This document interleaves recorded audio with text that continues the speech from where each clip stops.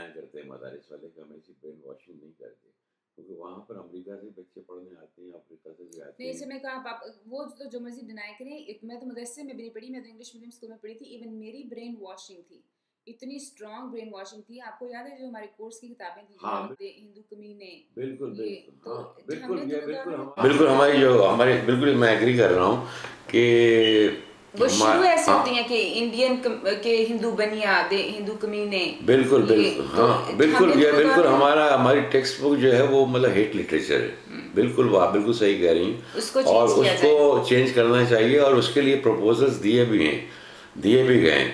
मसलन मुशर्रफ के दौर में इस्लामाबाद की एक बड़ा थिंक टैंक है, उसने डॉक्टर एच नैयर हैं, हमारे बड़े जो हैं साइंटिस्ट हैं और वहाँ के विजिटिंग जो फेलो भी हैं, उसका नाम है, नाम मुझे याद नहीं आ रहा उसका, थिंक टैंक का एच नैयर हैं। पहले उसमें कायद-ए-आज़म यूनिवर्सिटी में पढ़ाते थे और अहमद सलीम हैं।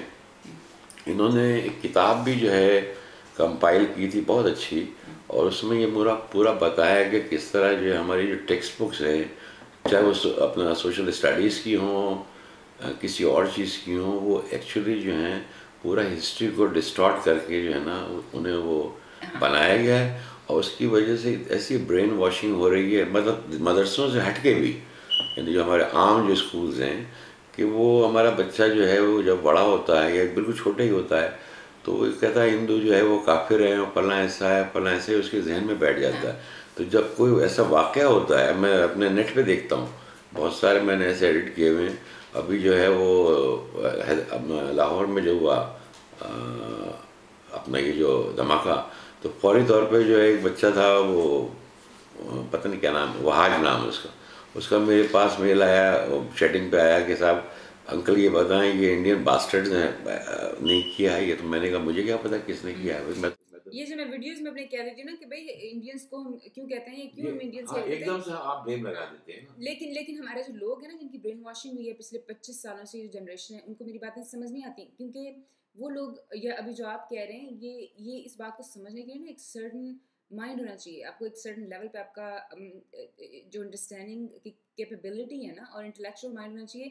वरना जिन बच्चों की ब्रेन वॉशिंग हुई है, जो कभी निकले नहीं, हमें भी तो, मेरी भी तो ब्रेन वॉशिंग हुई थी ना, मुझे भी कभी हाँ और ख्याल आ नहीं सकता था अंटिल मैं यहाँ आई। पहली दफ़ा मैं जब यहाँ आई तो मैंने मूवी गांधी देखी, उसमें कायदे आजम को ना विलन करके दिखाया है, तो मुझे तो ऐसे सदमा लगा कि ये कैसे पॉसिबल है कि यानी जिसको हम रसूल के बाद का दर्जा देते हैं उसको इन्होंने ये यानी अजीब, मेरी कन्फ्यूजन वाली हालत हो गई कि ये क्या बात है, इसका क्या। फिर आहिस्ता आहिस्ता और मैंने किताबें पढ़ी जो न्यूट्रल लोगों की लिखी हैं, जो अमेरिकन की, तो मुझे पता चला कि कायदे आजम को, ठीक है हमारे लीडर थे जो भी है, आई मीन ज़रा हम रिस्पेक्ट करते हैं, लेकिन जो रिस्पेक्ट का लेवल हमने उनका दे दिया है ना, कि यानी रसूल के बाद हमने उस बंदे को लेवल दे दिया कि उसने कोई गलती नहीं की, वो कोई गलती नहीं कर सकता।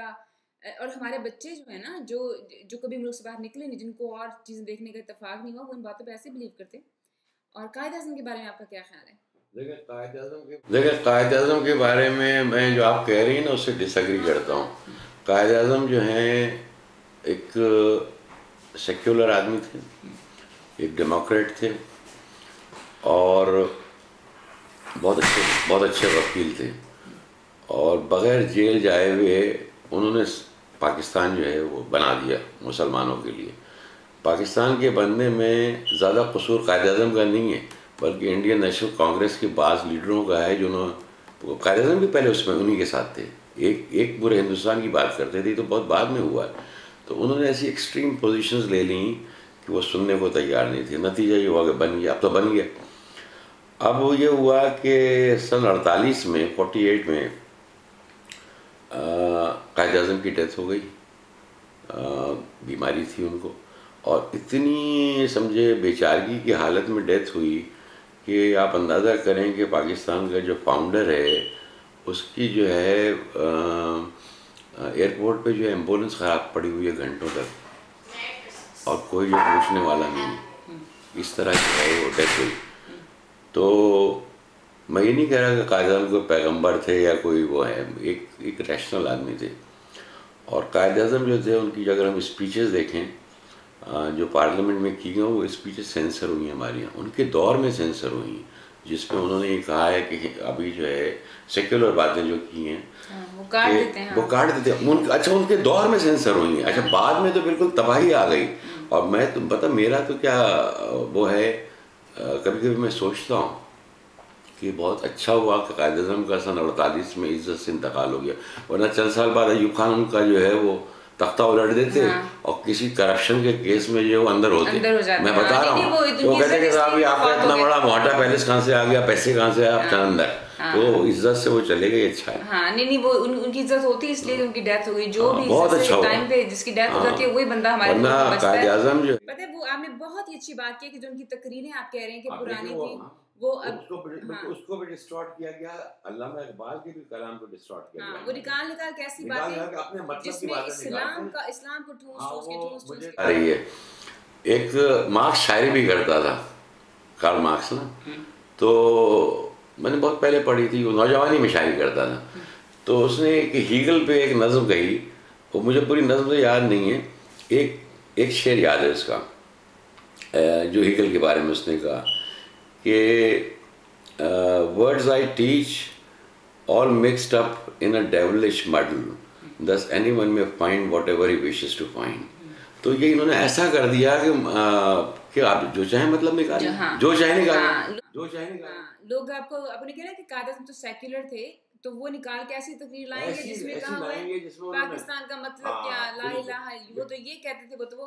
अच्छा, एक मजे की बात जो मैं समझती हूँ, चलो उस जमाने में अगर कायद-ए-आज़म का ये मकसद था अभी कि इतनी ही रिलीजियस कंट्री बना दी जाए जहाँ पे क्रिश्चियन भी मार दिए जाए, हिंदू भी जिस तरह ये करते हैं, जिसको दिल किया जला दिया, जिसको दिल किया मार दिया, जिसको दिल किया बॉम्ब ब्लास्ट कर दिया, तो वही बात है कि सिर्फ कुरान ही है ना जो नहीं चेंज कर सकते। कायद-ए-आज़म के कहे हुए या उनके ख्यालात को तो चेंज किया जा सकता है। वो 63 ईयर्स अगो अगर उन्होंने कोई बात किसी तरह से सोची भी थी, तो ये कहाँ का कानून है कि आप सफ़र करते जाएं, year after year after year, आप दुनिया कहाँ से कहाँ पहुँच गई। आप दुनिया का सबसे गरीब मुल्क हैं, सबसे करप्ट मुल्क हैं, सबसे ज़्यादा मिजरी है, किसी की जान माल और इज्जत महफूज नहीं है, लेकिन आपने चेंज नहीं होना। हमारे तो कायद ने ये कहा था।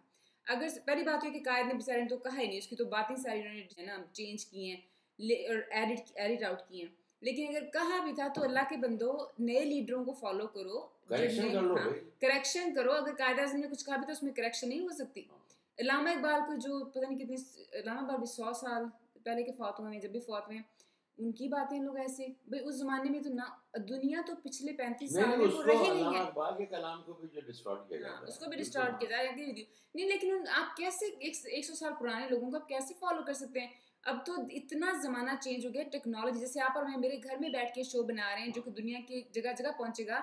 उस ज़माने के लोग अगर अब आए तो हम आज से, ये इंटरनेट कब आया है, 15 साल पहले इमेजिन नहीं कर सकते थे कि इंटरनेट भी कोई चीज़ होगी। ठीक है, टेक्नोलॉजी इतनी एडवांस हो गई है, दुनिया छोटी सी सिमट की जगह बन गई है, तो आप उसके मुताबिक अपने आप को चेंज नहीं कर सकते। ये कहाँ की बेअक्ली है कि आपने उधर ही फंसे रहना है और उन्हीं बातों में रहना है। और फिर मुझे बड़ी अच्छी बात आपकी अच्छी क्या लगी, आई एम सैड टू से, मैं वो मेंशन कर जाती हूँ कि आपको आप कल मुझे बता रहे कि आप वॉक नहीं करते एनीमोर, क्योंकि अगर आप 5 मिनट वॉक करें तो गारंटी है कि आपका सेल फोन छिन जाएगा पाकिस्तान में। It's unbelievable. और आपकी बात बड़ी वो है, मजे की है, क्योंकि मैं पाकिस्तान गई ना, हर बंदा जिसको मैं जानती हूँ, हर फैमिली एक आध दफ़ा रॉब हो चुकी है। मेरी अम्मी जा रही थी वॉक करते हुए, एक बंदे लड़के ने आके मोटरसाइकिल रोका, कहते हैं अम्मा जी ये अपनी चूड़ियाँ उतार के दे दें। ठीक है, मेरी फ्रेंड का भाई जा रहा, गाड़ी एक सेकंड भी रोकी, उसकी गाड़ी छीन के ले गए। एक और फ्रेंड के घर, वो लॉयर था, उसके घर में आके उसको गोली मार के और सारा सामान उठा के ले गए। तो जब मुल्क में ऐसे हालात हों कि हर बंदा जिसको आप जानते हैं वो एक दफ़ा लुट चुका हो, तो फिर you don't have much to say for yourself. फिर आप बैठ के तो दूसरों को गालियाँ देना, अपनी गलती, जैसे बहुत सारे लोग गालियाँ देते हैं मेरे चैनल के नीचे, क्योंकि उनको ये लगता है कि मैं पाकिस्तान पे क्रिटिसाइज कर रही हूँ।